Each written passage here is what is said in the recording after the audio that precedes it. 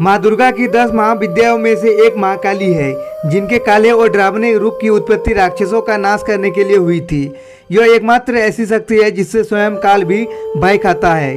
उनका क्रोध इतना विकराल रूप ले लेता है कि संपूर्ण संसार की शक्तियां मिलकर भी उनके गुस्से पर काबू नहीं पा सकते हैं। उनके इस क्रोध को रोकने के लिए स्वयं उनके पति भगवान शंकर उनके चरणों में आकर लेट गए थे। इस संबंध में शास्त्रों में एक कथा वर्णित है जो इस प्रकार है। दैत्य रक्तबीज ने कठोर तप के बल पर वर पाया था कि उसके खून की एक भी बूंद धरती पर गिरेगा तो उससे अनेक दैत्य पैदा हो जाएंगे।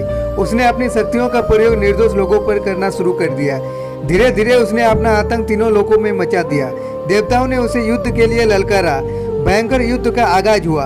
देवता अपनी पूरी शक्ति लगाकर रक्तबीज का नाश करने के लिए तत्पर थे, मगर जैसे ही उनके शरीर की एक भी बूंद खून धरती पर गिरती तो उससे एक बूंद से अनेक रक्तबीज पैदा हो जाते। सभी देवता मिलकर महाकाली के शरण में गए।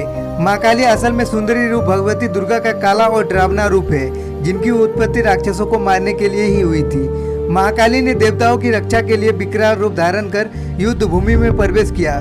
महाकाली की प्रतिमा देखे तो देखा जा सकता है कि गले में खोपड़ियों की माला है, मगर महाकाली की आंखों हृदय से अपने भक्तों के लिए प्रेम की गंगा बहती है। महाकाली ने राक्षसों का वध करना आरंभ कर दिया, लेकिन रक्तबीज का जन्म हो जाता, जिससे युद्ध भूमि में दैत्यों की संख्या बढ़ने लगी।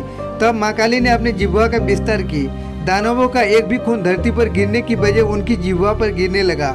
वो लाशों के ढेर लगाती गई और उनका खून पीने लगी। इस तरह महाकाली ने रक्तबीज का वध किया, लेकिन तब तक महाकाली का गुस्सा इतना विकराल रूप ले चुका था कि उनको शांत करना जरूरी हो गया था, मगर हर कोई उनके समीप जाने से डर रहा था। सभी देवता भगवान शिव के पास गए और महाकाली को शांत करने के लिए प्रार्थना करने लगे।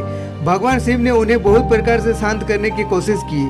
जब सभी प्रयास विफल हो गए तो वो उनके मार्ग में लेट गए। जब उनके चरण भगवान शिव पर पड़े तो वो एकदम से ठिठक गए और उनका क्रोध शांत हो गया। तो दोस्तों, आज का ये वीडियो आपको कैसा लगा कमेंट करके बताइए और चैनल को भी सब्सक्राइब कर देना।